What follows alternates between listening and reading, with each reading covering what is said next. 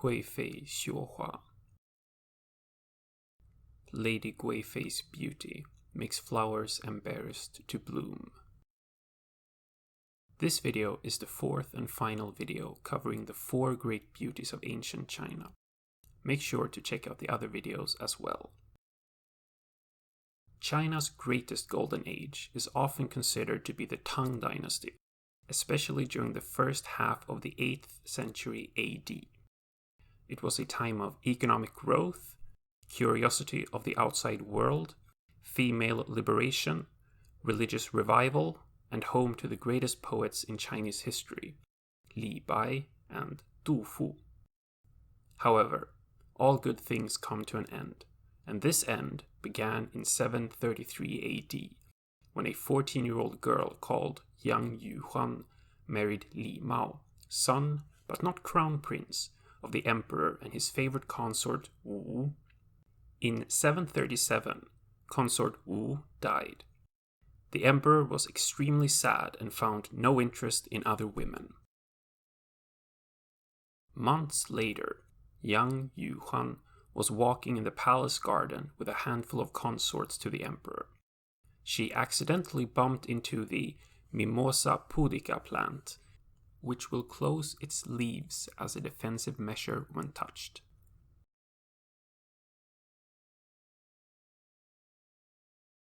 The women all said that the flowers were embarrassed to bloom in her presence because she was so beautiful. This phrase quickly spread in the palace and eventually reached the saddened emperor. Upon seeing Yang, he decided that he must have her. Since she was already married to his son, the emperor forced her to become a Taoist nun, essentially nullifying their marriage, and then married some other girl to his son and took Yang as his own wife. He became absolutely enamored with her and created a new title for imperial concubines, Guifei, only for her. To show how much he loved her, he agreed to elevate all relatives Guifei had to very high positions in government, especially her somewhat inept cousin Guozhong. In 752, Guozhong became chancellor, which was basically the highest position in the country below the emperor. Being somewhat inept, he decided to quarrel with the mighty general An Lushan. This went on for 3 straight years before, in 755, An Lushan finally rebelled, starting one of the biggest rebellions in Chinese history, which by its end 8 years later had killed as many as 36 million people, or 2/3 of the entire population of the country, which would be equivalent to 200 million people dying in a civil war in America today. It should be noted that these numbers are of course heavily debated. 1 year into the rebellion, in 756, the emperor, consort Guifei and her family, and a big entourage escaped from the capital Chang'an to the south. On the way, the tired, hungry, and angry soldiers in the imperial guard mutinied.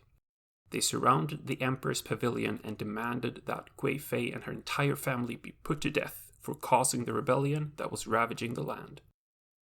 The emperor first opposed, but as the soldiers wouldn't move, he didn't have any other choice and eventually gave the order to strangle Guifei to death, throwing her body in a hole in the ground without a proper burial. 1 year later, the emperor was still distraught at losing his beloved consort and sent a few eunuchs to rebury her with a coffin.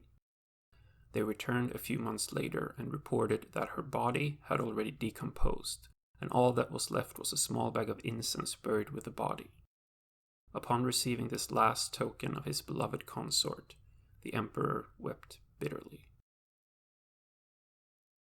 This is the last and final Chengyu of the 4 great beauties of ancient China.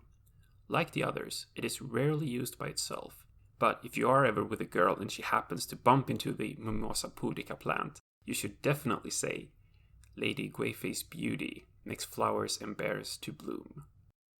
However, most of the time you would say the full phrase, 沉鱼落雁, 闭月羞花. No compliment is even remotely close to turning to a girl and saying, You are so beautiful that fish forget to swim and birds forget to flap their wings. You eclipse the moon, and flowers are embarrassed to bloom in your presence. Make sure to check out the other videos to learn of the other 3 Chengyu of the 4 great beauties of ancient China.